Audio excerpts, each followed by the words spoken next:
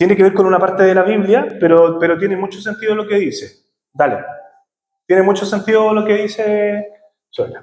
No, sí, sí. Ah, ya. Yo creo que es una referencia a cuando Juan el Bautista menciona a Jesús y dice que el que vendrá, él no será capaz ni de amarrarle las zapatillas, como sea que se atarle sus sandalias, lo que sea.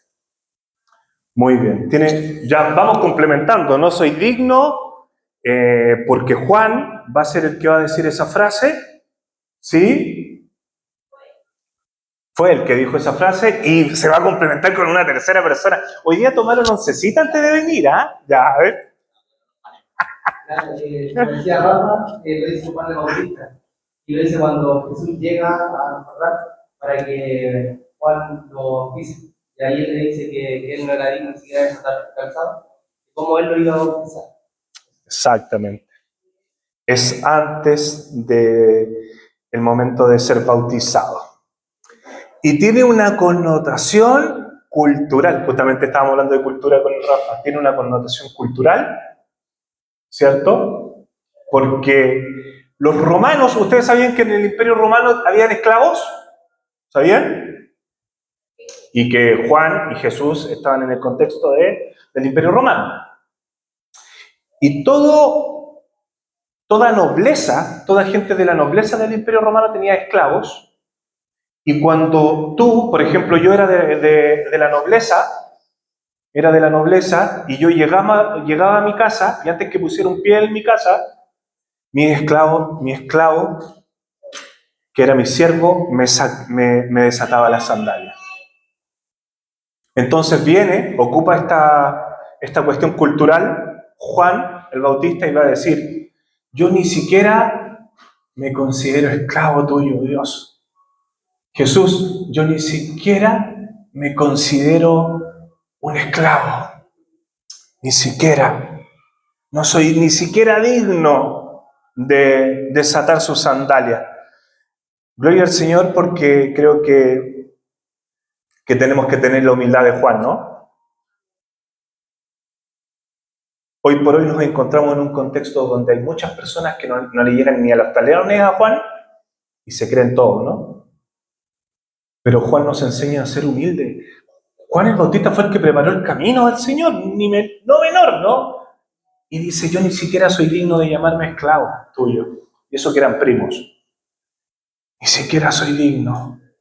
Creo que es una característica del creyente que tú y yo deberíamos tener la humildad de reconocer a Dios y de decirle, Dios, no soy digno de ti. No soy digno, pero gracias, porque al mismo tiempo cuando no somos dignos, Dios nos dignifica, ¿cierto? Hemos sido dignificados por el precio, por un alto precio. Bonhoeffer dice que la gracia fue costosa. Gratis, pero costosa al mismo tiempo. Gloria al Señor. Acompáñenme a Hechos capítulo 2, versículo 36. Hechos capítulo 2, versículo 36.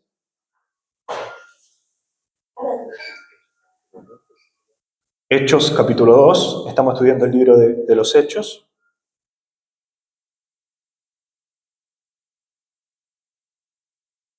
Hechos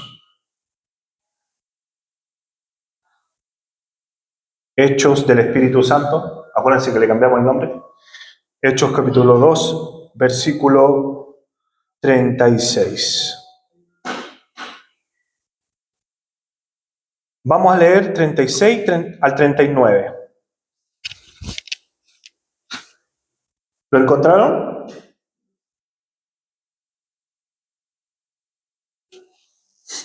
Y dice así, en el nombre del Señor. Por lo tanto, que todos en Israel sepan, sin lugar a dudas, que a este Jesús, a quien ustedes crucificaron, Dios los ha hecho tanto Señor como Mesías. Voy a repetir esta palabra. Por lo tanto, que todos en Israel sepan, sin lugar a dudas, que a este Jesús, a quien ustedes crucificaron, Dios los ha hecho tanto Señor como Mesías.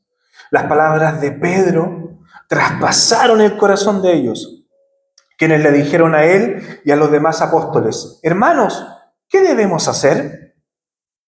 Pedro contestó: cada uno de ustedes debe arrepentirse de sus pecados y volver a Dios y ser bautizado en el nombre de Jesucristo para el perdón de sus pecados. Entonces recibirán el regalo del Espíritu Santo.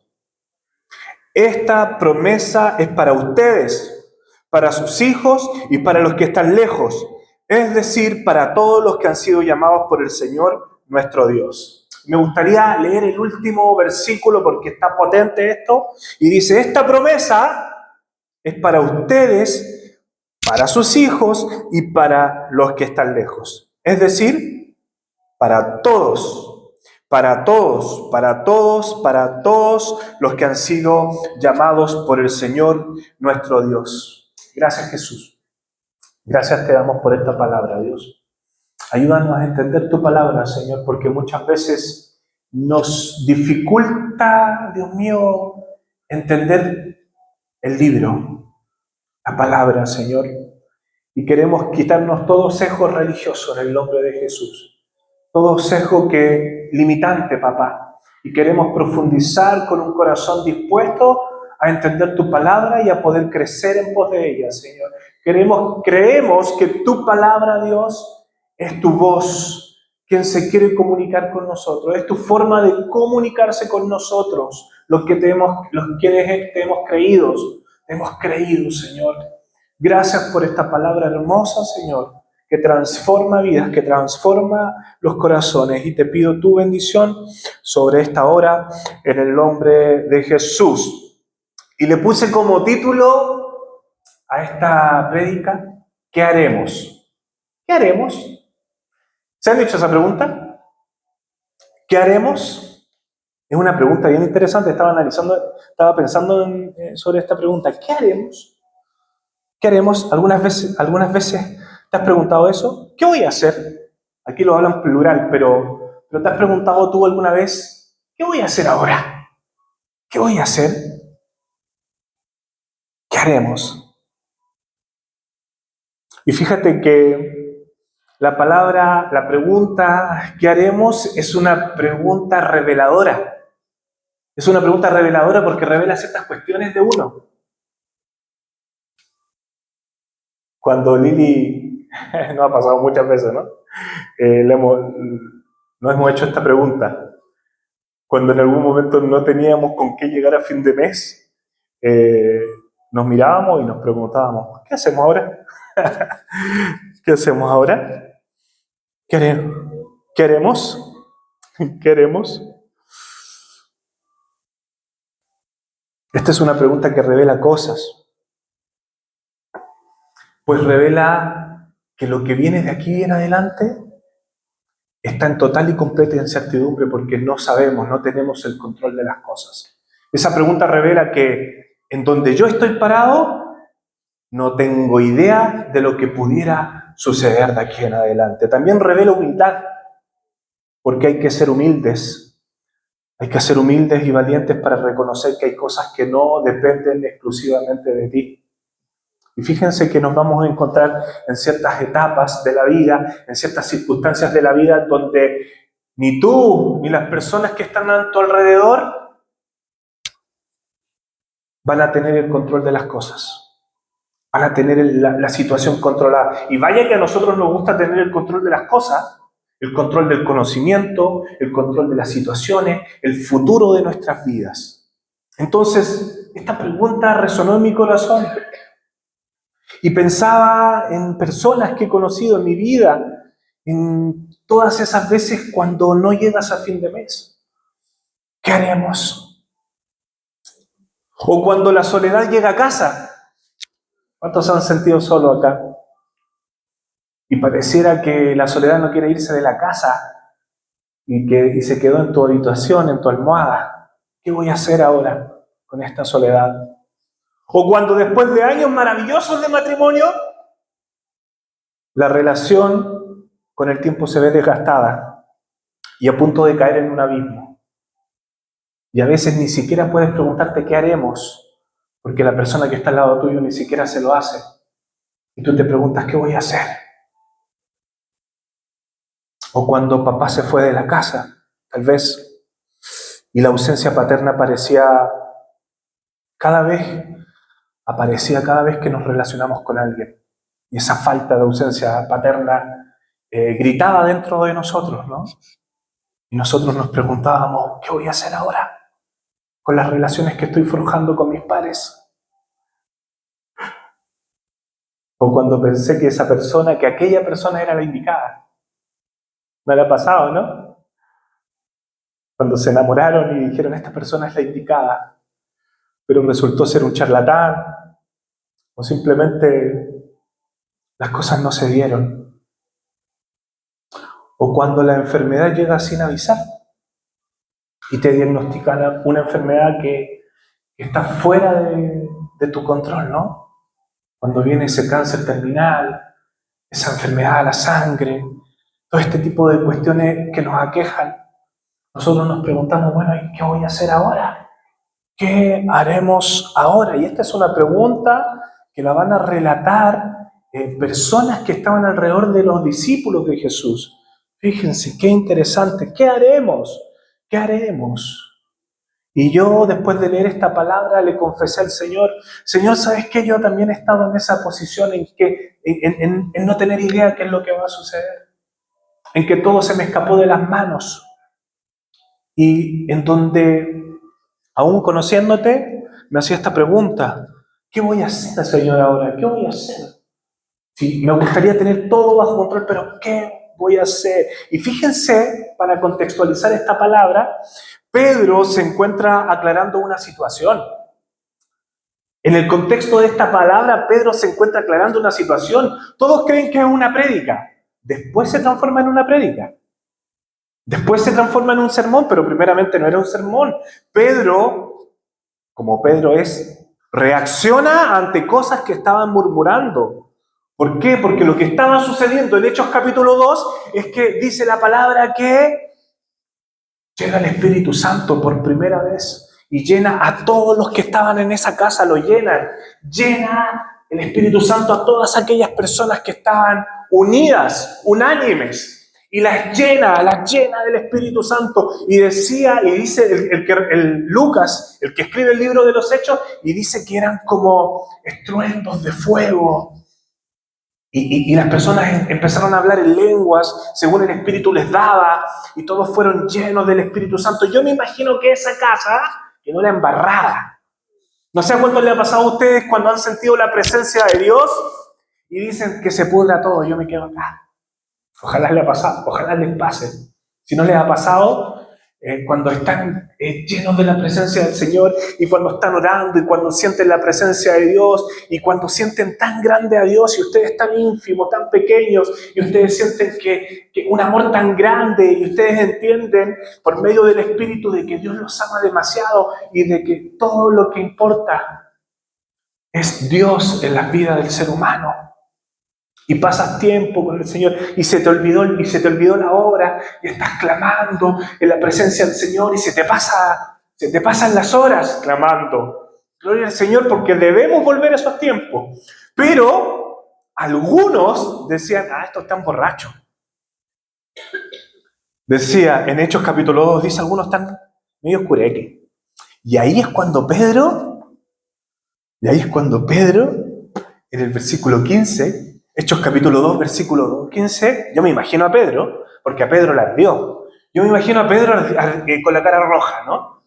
Así con la venita acá, esta venita, ¿cuánto le ha salido esta venita cuando se enojan? Cuando encuentran algo injusto, cuando hay algo injusto, porque dicen, esto no sabe lo que están hablando, esta gente está llena de la presencia del Señor, y estos están diciendo que están curados. Y sale Pedro en el versículo 15 y dice, para que ustedes sepan, porque no le preguntó a nadie, ¿no? Pedro no es de levantar la mano para hablar, Pedro se mete, Pedro interrumpe, Pedro es una persona que interrumpe. Y gloria al Señor por aquellas personas que interrumpen. Gloria al Señor, que interrumpen para bien, que tienen que hablar cuando necesitan hablar. Porque ¿cuántas veces tú y yo hemos callado cuando deberíamos interrumpir? Y Pedro interrumpe y dice, ¿saben qué? Ellos no están curados porque Son las 9 de la mañana. ¿Cuánto sabe Pedro de carretes? ¿Cuánto sabe Pedro? Pedro se la manejaba el hombre, ¿no? No, si no están curados, si son las 9 de la mañana. Nadie toma las 9 de la mañana. No vengan acá con cuestiones, soy pescador. Y sabía Pedro exactamente que no estaban borrachos, sino que la presencia de Dios se manifestaba incluso de manera en el exterior, explícitamente, ¿no? Y ya habíamos hablado de cómo se manifiesta el Espíritu Santo en nosotros. A veces nos dan ganas de llorar, a veces nos dan ganas de arrodillarnos, a veces nos dan ganas de orar mucho rato, de leer la Escritura, y a veces sentimos que el Señor está sanando algo, nos da capacidad para perdonar, tantas cosas, ¿no?, que pasan cuando el Señor va llenando nuestras vidas. Y el versículo 36, Pedro, después de decir, no están borrachos, comienza a explicar, a partir del Antiguo Testamento, comienza a explicar que la presencia del Espíritu Santo era la promesa que los profetas habían hablado anteriormente. Entonces él dijo, ¿saben qué? Ellos no están curados. Ellos no vienen de un carrete. ¿Saben lo que pasa? Es que es el cumplimiento de la promesa que estaba escrita. Y él decía en Joel. Y él nombra a Joel, al libro de un profeta menor. Y él nombra al profeta Joel y decía, ¿saben lo que pasa? Acuérdense que el profeta Joel decía, y en los postreros tiempos vendrá mi espíritu, y llenará, y derramaré mi presencia sobre toda carne, sobre toda persona. Dice, derramaré mi espíritu, ¿cierto? Y los jóvenes soñarán visiones, verán visiones, los ancianos soñarán sueños. Y dice que va a ser un tiempo glorioso, va a ser un tiempo en donde las personas, estas vasijas que somos nosotros, van a ser llenas del Señor. Y habla sobre el profeta Joel, y no solamente nombra al profeta Joel, en donde profetiza que va a haber un derramamiento del Espíritu Santo, sino que también habla del rey David. ¿Por qué habla del rey David? Porque los israelitas sabían que si el rey David lo decía, ¿por qué iba a ocurrir? Porque era un patriarca. ¿Vieron que el pueblo de Israel tenía muchos patriarcas o varios patriarcas? Jacob, Abraham, Moisés. David era uno de los patriarcas, era uno de sus grandes líderes. Y le decían, ¿no se acuerdan que David habló de Jesús? Eso le estaba diciendo el rey David. Acuérdense que la promesa iba a venir del linaje de David. Y le empieza a hablar sobre la importancia del Espíritu Santo y le empieza a hablar sobre la promesa hecha carne, que es Jesús mismo, y le empieza a hablar. Y anticipó que Jesús, el Mesías, era el ungido. Fíjense que la palabra ungido, porque Pedro dice que el ungido vino por medio también de los profetas, era la promesa dicha por los profetas. Y ungido significa que Jesús es el cumplimiento de toda la promesa dicha por los profetas en la Escritura. Fíjense bien esto. ¿Quiénes fueron ungidos en el Antiguo Testamento? ¿Ok? Los profetas, los sacerdotes y los reyes. Los profetas, los sacerdotes y los reyes. Los profetas, los sacerdotes y los reyes eran ungidos. Y eran ungidos, y cuando alguien te ungía, era una bendición y un otorgamiento de autoridad. Un otorgamiento de autoridad. ¿Para qué? Se encomendaba a ellos para una labor específica. Entonces a Jesús se le llamó el Cristo cuando vino. Las personas que estuvieron cerca de él lo reconocieron como el Cristo, el Mesías. Mesías y Cristo es lo mismo.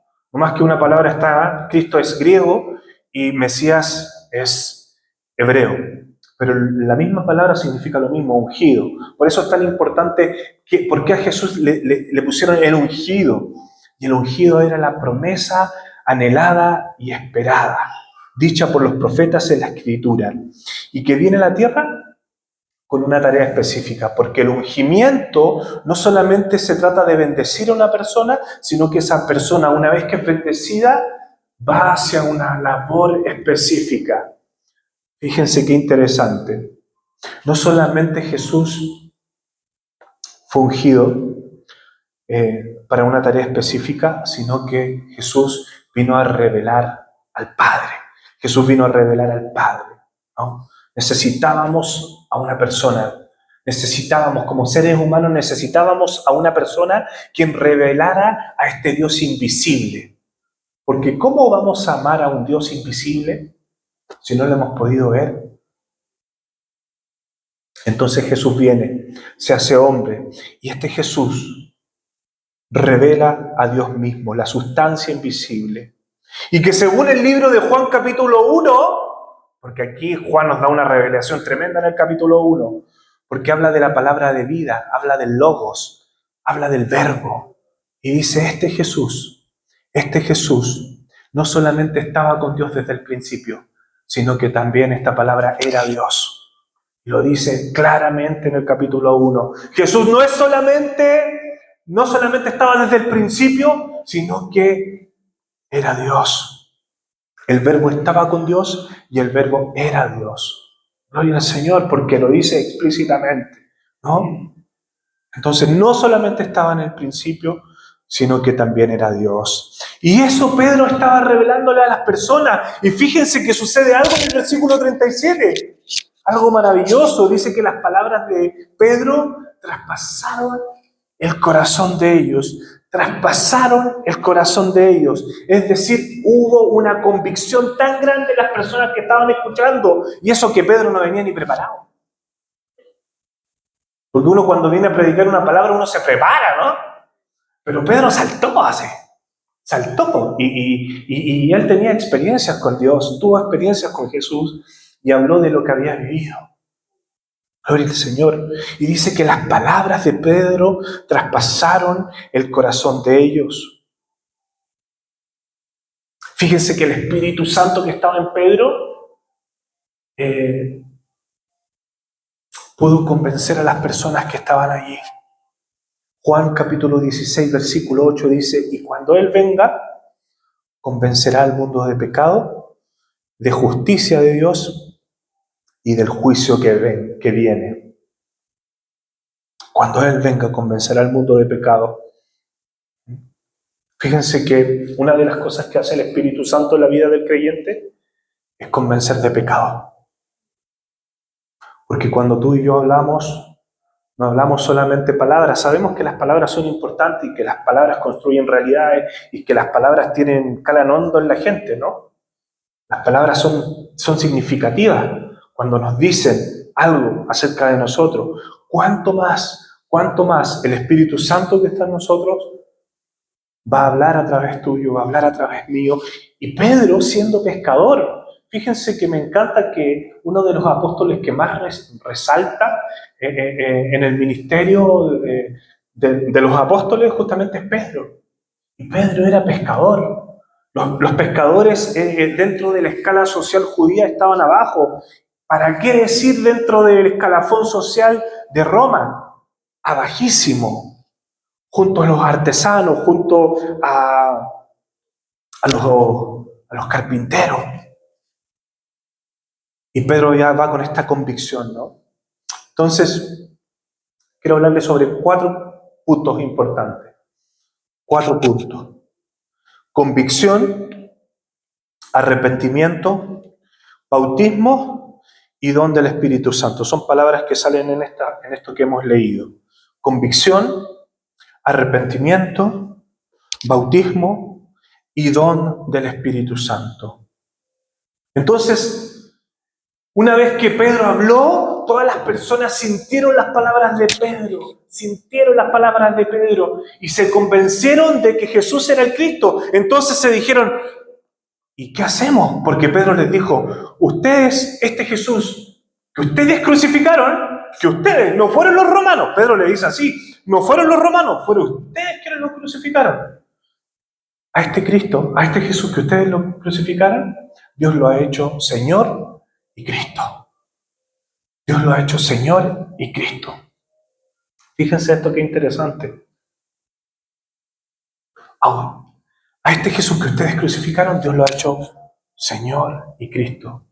A este Jesús que nació en Belén, en un pueblucho, que probablemente en los mapas del barrio ni siquiera salía a Belén porque era tan chico y tan insignificante que ni siquiera en los mapas de la época salía a Belén. A este Jesús que nació acá, que no estimó ser igual a Dios, sino que bajó a la tierra para estar entre nosotros. Siendo Dios mismo, se despojó de su gloria para estar entre nosotros, para caminar entre nosotros, para reducirse y limitarse a un cuerpo de hombre, pero con una tarea específica, para preparar el camino y para morir en la cruz y al tercer día resucitar. A este Jesús Dios mismo lo ha hecho Cristo. Dios lo ha hecho Señor y Cristo. Esta es la promesa que han estado esperando gente. Y la gente sorprendida. Y la gente sorprendida de lo que estaba sucediendo. Y de repente el Espíritu Santo empezó a convencer a la gente que estaba ahí. Y adivinen la pregunta que se hicieron. ¿Y qué haremos? ¿Y qué haremos? Ahora que me di cuenta que yo crucifiqué a Jesús, ¿qué haremos? ¿Qué haremos? ¿Qué haremos? Y fíjense lo que dice Pedro. Pedro dice en el versículo 38, dice: cada uno de ustedes debe arrepentirse de sus pecados y volver a Dios. Entonces, una vez que ya viene la convicción de pecado, el siguiente paso es arrepentirse. Nadie puede ser creyente, ni cristiano, ni seguidor de Jesús, si no hay una convicción por parte del Espíritu Santo. Si no hay una convicción de que tú y yo debemos arrepentirnos de nuestros pecados. Primero viene la convicción, luego el arrepentimiento. ¿Sabes lo que significa arrepentimiento? Arrepentimiento significa metanoia. Esta palabra en griego, metanoia. Arrepentimiento significa metanoia y significa un cambio radical de mente y de dirección. Es decir, yo antes pensaba así, miraba así y me comportaba así. Hoy, ya que estoy arrepentido y que he entendido, ya no voy para allá, sino que ahora hay un cambio de mentalidad en mi vida y ahora veo las cosas de diferente manera. Hay un cambio radical en la mente. Hay una dirección. Antes caminaba para allá, ahora camino para allá. Antes hacía las cosas que me causaban simplemente placer y ahora camino en pos de lo que el Señor me ha mandado. Ahora tengo propósito, ahora tengo dirección, ahora tengo guía. Arrepentimiento significa cambiar el camino, cambiar el rubro. Metanoia significa un cambio radical. Este es el primer paso de fe para seguir a Dios. Este es el primer paso de fe para seguir al Señor. La metanoia. Gente, no se trata de remordimiento, que son cosas diferentes, ¿no? No se trata de remordimiento, porque cuando hay arrepentimiento hay un cambio de mentalidad. Hay un cambio de mentalidad. Bueno, y tú me puedes preguntar, ¿pero qué pasa con aquellos pecados que a mí me cuesta cambiar? Entonces no hay arrepentimiento cuando yo quiero cambiar pero no puedo. Y fíjense que este es un tema porque muchas veces nosotros seguimos pecando, somos cristianos, seguimos pecando, nos seguimos equivocando, pero muchas veces con nuestras propias fuerzas no podemos. Entonces el arrepentimiento no tiene primeramente que ver con un cambio en la acción, sino que primero en la mente. Es decir, tú tienes que estar convencidísimo de que la estás embarrando. Tienes que estar convencido de que has pecado. Y pecar significa fallarle a Dios, errar al blanco. Entonces, decirle: Señor, te fallé, pero quiero seguir cambiando. Quiero que tú sigas cambiando mi vida. Quiero que tú sigas cambiando mi corazón. ¿No? Y fíjense que el arrepentimiento no significa necesariamente tener una vida como de, pucha, todo lo hago mal, ¿no? Como una vida así como mirando hacia abajo y caminando siempre para abajo, porque todo lo hago mal. Pero tiene que haber en nosotros un corazón convencido de que lo que hacemos mal necesitamos mejorarlo y necesitamos cambiarlo. Este es el primer paso para seguir a Dios. Uno intenta abandonar el pecado, pero el pecado no se va de nosotros. Iglesia, ya no solo son con mis fuerzas, sino que son con las fuerzas de Dios.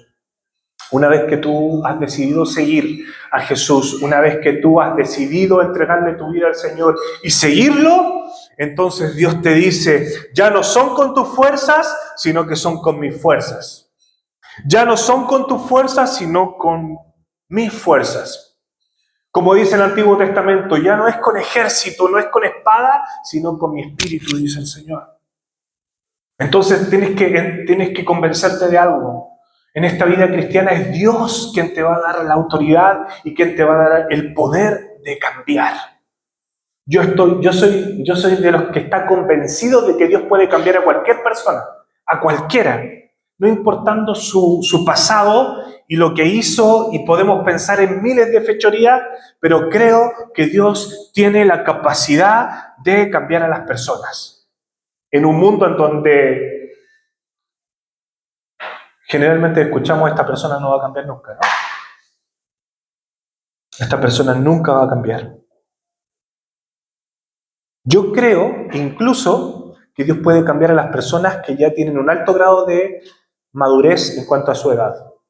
Porque a nosotros nos sucede que cuando vemos a personas viejas o ancianas o ya en una edad madura, nosotros, ¿qué solemos decir? Esto yo lo he escuchado hasta entre cristianos. Esta persona ya no cambió. Ya está. Ya está, ¿no? Este es de mollera dura, este nació así, ¿no? Este es cabecita cuadrada, ¿no? A este hay que ponerle un palo con un clavo en la punta para que cambie, ¿sí? ¿No? Ni con eso cambia. Y fíjense que yo estoy convencido que al Dios que seguimos, aún a las personas que tienen una edad ya madura, Dios puede cambiar las vidas, Dios puede cambiar los corazones. Gloria al Señor. Gloria al Señor. Quiero decirte que cuando tú ya no puedas con tus fuerzas, será Dios quien hará lo que tú no puedes hacer. ¿Escucharon bien esto? Quiero decirte que cuando tú ya no puedas, cuando tú te preguntes, y bueno, ¿y qué haremos? Será Dios quien hará lo que tú no puedes hacer. Entonces viene la convicción, estamos llenos de convicción por lo que hacemos, y luego viene el arrepentimiento. Y luego del arrepentimiento dice la metanoia, el cambio de comportamiento, el cambio de conductas. Antes yo miraba de una forma, ahora no miro de esa forma. Antes yo pensaba de una forma y ahora ya no pienso de esa forma. Antes yo iba a lugares que sabía que estaban mal, pero iba igual. Hoy no voy a esos lugares porque sé que me hacen mal, porque sé que hay personas que me van a hacer mal. Entonces yo me alejo de aquellas personas que me hacen mal, que son nocivas para mi vida. Me alejo. Ahora tengo otro incluso tipo de amigos. Amigos que me hacen bien, amigos que me bendicen, amigos que me impulsan a seguir a Jesús. Gloria al Señor. Y luego de eso dice, bautícense. Bautícense, dice. Y dice, sean bautizados en el nombre de Jesucristo para el perdón de pecados. Y aquí tal vez no lo aclara bien Pedro, pero los cristianos nos bautizamos no para que Dios nos purifique en el momento de entrar a las aguas, porque la purificación, por así decirlo, viene antes del bautismo.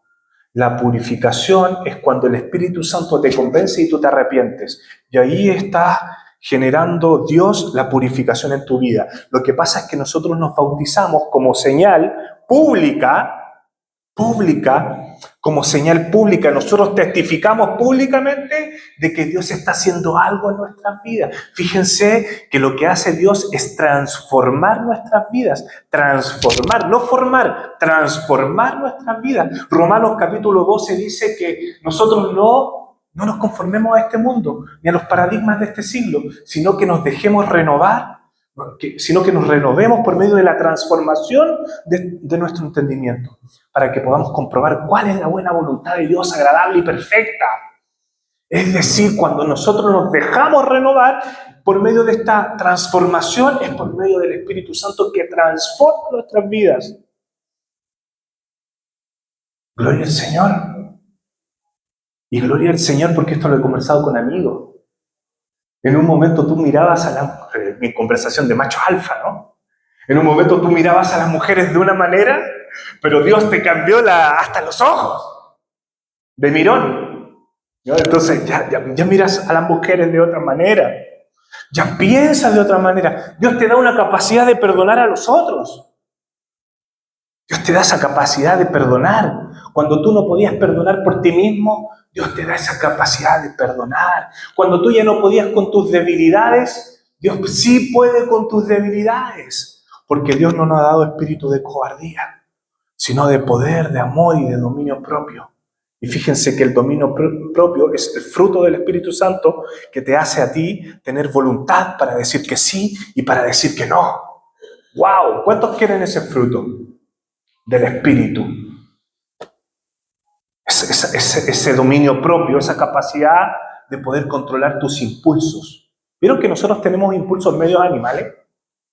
¿Se han dado cuenta que tenemos esos impulsos medio animales? Sí, somos animales para algunas cosas. Y gloria al Señor. Entonces, los cristianos nos bautizamos como señal, como símbolo del arrepentimiento, como símbolo para testificar. Probablemente, en el momento de tu bautizo, va a ser la primera vez que tú vas a testificar públicamente acerca de Jesús. Por eso es tan maravilloso, ¿no? ¿Cuántos no se han bautizado acá? ¿Alguien no? Bueno, de ahí me dice si no se bautizó, porque necesitamos bautizarlo. Pero sepan que el bautismo no tiene que ver con una cuestión salvífica. El bautismo no te salva. El bautismo es solo una señal del arrepentimiento. Es solo testificar. Es importante, ¿no? Pero es testificar acerca de lo que está sucediendo. Es una expresión externa, me gusta decirlo así, es una expresión externa de lo que está sucediendo internamente. Es una expresión externa de lo que está sucediendo internamente. Gloria al Señor. Entonces estamos con convicción, arrepentimiento, que es metanoia, y luego viene bautismo. Y en la tercera dice, lo voy a leer de nuevo el versículo. Cada uno de ustedes debe arrepentirse de sus pecados, debe arrepentirse porque ya hubo convicción. Y aquí nosotros, ojo con esto, ya nosotros nos equivocamos aquí. ¿Saben por qué? Porque aquí hay algo muy sutil. Nosotros llamamos al arrepentimiento en personas que ya el Espíritu Santo había convencido. Pero nosotros, ¿se entiende? Fíjate que Pedro llama al arrepentimiento a personas que ya demostraron una evidencia de una convicción. Pero muchos cristianos estamos predicando moral en las calles. Predicamos moral. Predicamos, oye, no hagan esto otro, porque esto no se hace, porque a Dios no le gusta. Es gastar saliva. Es gastar saliva, gente, porque nosotros, tú y yo, no somos llamados a predicar moral. Nosotros somos llamados a predicar a Cristo. Lo dice la Escritura. Entonces Pedro va en pos de una pregunta que le hicieron. ¿Qué queremos, Pedro? Peter, sácanos de esta, por favor. Sácanos de esta, Peter. ¿Qué haremos? Nos dimos cuenta de que nosotros mismos fuimos los que crucificamos al Señor. Nosotros lo entregamos a los romanos. Lo dimos por blasfemo y le entregamos. Y Él se entregó aún pudiendo bajarse de esa cruz. Lo hizo por amor a nosotros. ¿Qué hacemos?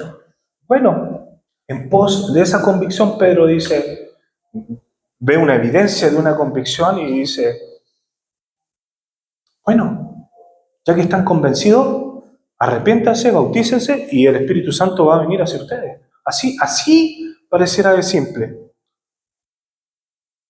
Mi oración ha sido esta. Parece que fuera media egoísta, pero mi oración ha sido esta. Señor, llévame de las personas, llévame a personas que están buscando la verdad, que tienen un corazón de encontrarse con la verdad. Llévame a esos lugares donde no hay nadie que les predique, pero donde ellos necesitan que la palabra sea oída para que haya una convicción, para que a partir de esa convicción venga el arrepentimiento. Y van a recibir el don del Espíritu Santo. Dice, y van a recibir el regalo del Espíritu Santo. Vuelve a ser protagonista el Espíritu Santo en Hechos capítulo 2. Y el Espíritu Santo, cuando viene a tu vida, una vez que ya hay convicción de pecado, una vez que hay arrepentimiento, una vez que tú reconoces a Jesús como Señor y Cristo, fíjense, lo reconoces como Señor y Cristo, no lo reconoces solamente como un profeta, sino que le reconoces como Dios, porque Juan capítulo 1 dice, y el Verbo estaba con Dios, pero el Verbo también era Dios. Es necesario para ser seguidor de Jesús, yo no sé por qué estamos hablando de esto, porque estas cosas son muy básicas, pero creo que es importante que tú y yo consideremos estas cuestiones que son necesarias. Son necesarias. Son necesarias. Y cuando nos convertimos viene el don del Espíritu Santo, viene el Espíritu Santo a nuestras vidas, a estar en nuestras vidas. Y fíjense que el Espíritu Santo cuando está en nuestras vidas nos habla. Ya hablamos de que tiene intelecto, tiene emociones y tiene voluntad. Ya lo hablamos en la semana pasada. Pero esa persona del Espíritu Santo es quien te habla. Ese Espíritu Santo es el Espíritu Santo quien te consuela. Es el Espíritu Santo que abre caminos, que te guía, que te enseña y que te revela al Hijo. El Espíritu Santo es quien va revelando al Hijo. El Espíritu Santo es quien te capacita y quien te unge. Hay algunos cristianos que no les gusta esa palabra, la unción, porque está muy manoseada, está muy manipulada. No, pero la unción es el poder de Dios en la vida del creyente para ser encomendado a una tarea específica. Y según la Escritura, quien envía a partir del nacimiento de la iglesia es la iglesia misma. La iglesia es quien envía. Por eso de repente se levantan pastores y no sé de dónde salieron. No los envió nadie. ¿Y quién te envió? No sé, que estaba aburrido en mi casa. Entonces, levanté una iglesia. No sé, es que como están ganando plata los pastores, entonces yo como que me dieron ganas de ser pastor. Gente, es la iglesia quien envía. A Pablo, ya vienen hechos la comprensión de Pablo. A Pablo lo envía la iglesia. Se podía haber enviado solo. Estudió en la Universidad de Oxford, como para convalidar el conocimiento de él, ¿cierto? A los pies de Gamaliel. Era la Universidad de Oxford andando en patita. Se podía haber mandado solo. Lo mandaron los discípulos. A un Pablo lo mandaron los discípulos. Ni siquiera se mandaba solo. Entonces, por eso hay tanto charlatán, ¿no? Porque hay gente que se levanta y que se envía solo. ¿Saben por qué es importante que la iglesia te envíe? Porque tú vives un proceso de comunidad de fe. Y dentro de las comunidades de fe, tú vives experiencias con otros, tú perdonas, tú amas a otro, amas al que te cae gordo, amas, sanas, y Dios ocupa a las personas de tu comunidad también para sanar a otros. Y ese proceso tú no lo vives solo. Hay procesos, iglesia, que tú no vas a vivir solo. Hay iglesias que aunque tú quieras ser sanado, no vas a poder sanarlo solo. Hay muchas cosas que se viven en comunidad y que Dios usa para fortalecer tu fe, para bendecirte, para capacitarte y para enviarte. Gloria al Señor. Por eso la palabra dice que en poco tiempo Dios no solamente te va a sanar, te va a restaurar, sino que también te va a establecer. Te establece en un lugar. Gente, hay un lugar para ti, en la iglesia. Y aquí nadie sobra, y aunque la iglesia estuviera llena, podría decir lo mismo, aquí nadie sobra, porque Dios una vez que sana, que restaura, luego establece. Y es necesario que tú y yo encontremos el lugar que Dios tiene para nosotros. Y versículo 39 termina con esta lindura de prédica porque se transforma una predicación en camino. Yo no sé cuántos han hablado y termina en predicación la cosa, ¿no? Pero es tremendo porque Pablo saltó a defender lo que estaba sucediendo y termina en prédica. Y dice, y esta promesa de salvación, esta promesa y esta oportunidad para que tú y yo nos arrepintamos. Fíjense que esto, iglesia, con respecto al arrepentimiento, a veces genera mucho temor, porque se predica poco del arrepentimiento. Pero tú y yo tenemos que seguir arrepintiéndonos, aún siendo cristianos, de muchas cosas. La metanoia, el cambio, el arrepentimiento sigue. El arrepentimiento no para cuando tú conoces a Jesús y tú tienes un encuentro con Él y de ahí para adelante te olvidas. La metanoia sigue, la metanoia es constante. Fíjense que la metanoia es constante. Aquí nadie puede decir, no, yo ya estoy listo. Estoy listo, pásame la 10, Esteban. Pásame la 10.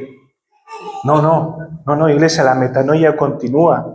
La metanoia continúa y eso es maravilloso porque nosotros seguimos el arrepentimiento. ¿Y saben qué es lo interesante? Que hoy por hoy estamos en un sistema en donde no se llama el arrepentimiento. No se llama el arrepentimiento porque el arrepentimiento probablemente parece ser debilidad, parece demostrar debilidad. ¿Sabes qué? Cuando tú te arrepientes, tú lo que haces, lo que está sucediendo en ese momento es que tú reconoces a Dios. Tú reconoces que pecaste contra Dios. Primeramente, pecaste contra Dios. Segundo, pecaste contra las personas. Porque tu pecado afecta a las personas, iglesia. Tu pecado afecta a las personas. Pablo decía, lo que no quiero hacer, eso hago. El pecado me sigue.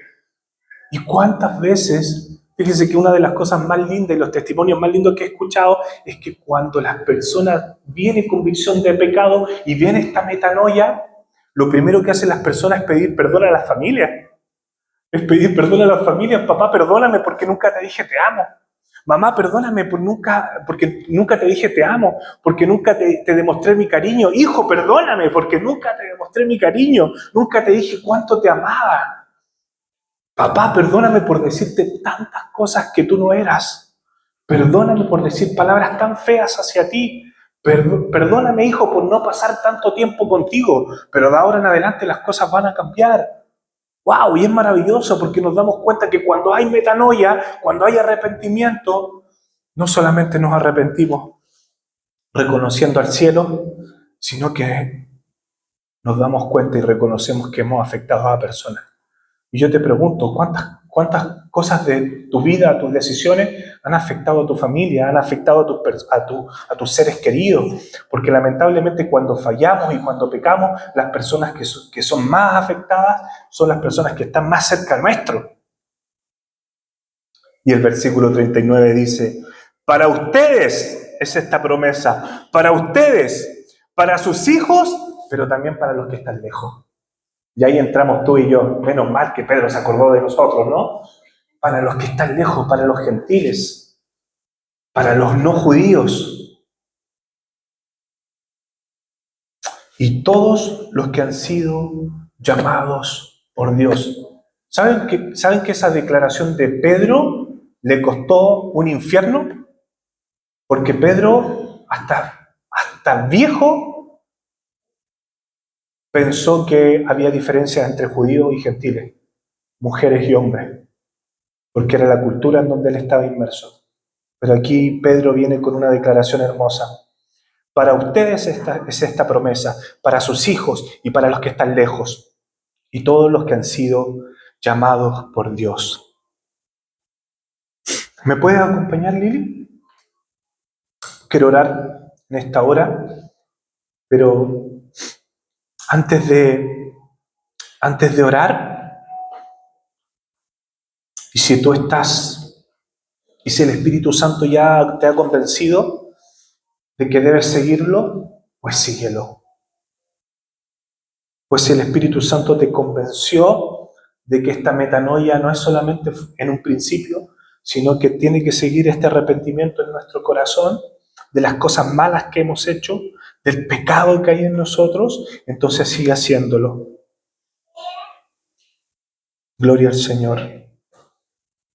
Padre, te damos gracias, Señor. Gracias, papá, porque Hechos capítulo 2 nos revela algo tan simple en la vida y en los fundamentos del cristiano, pero tan importante como entender que necesitamos la convicción del Espíritu Santo. El Espíritu Santo es quien convence nuestras vidas para nosotros poder arrepentirnos y reconocer que tú eres Señor y Dios. Y desde allí comienza una transformación interna que se manifiesta y que se exterioriza y que después es evidente en los que están alrededor nuestro, Señor. Gracias, Padre. Gracias por tu sacrificio en la cruz, Padre amado. Gracias por este sacrificio.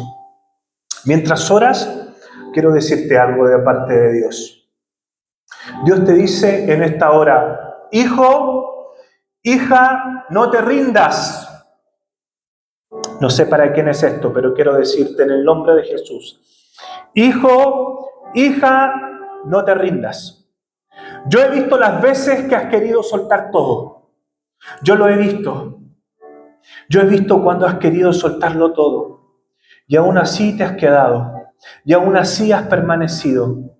Yo lo he visto, yo he estado allí, yo no me he ido. Ni un solo segundo te he dejado solo.